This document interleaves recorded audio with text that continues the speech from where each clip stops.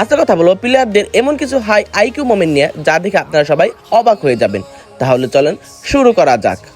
যখন কোনো ব্যাটসম্যান সামনে এসে খেলে তখন তাদের সবচেয়ে ভয়ের জায়গা হলো স্টাম্পিং আউট, কিন্তু মার্কাস জনসন স্টাম্পিং থেকে বাঁচার জন্য একবার এমন টিপস অবলম্বন করে যা দেখে সবাই অবাক হয়ে যায়। যেখানে তিনি পাকিস্তানের সাথে একটি শট খেলার জন্য ক্রিজ থেকে আগে চলে আসে, কিন্তু তিনি পরে বুঝতে পারে এই বলটা তার থেকে মিস হয়ে যেতে পারে, যার ফলে তিনি এই বল থেকে কোনো শটই অ্যাটেম্প করে না এবং ক্রিজে আবার ফিরে আসে, এবং যা দেখে পাকিস্তানি প্লেয়ার থেকে শুরু করে ধারাভাষ্যিক পর্যন্ত সবাই মজা পায়।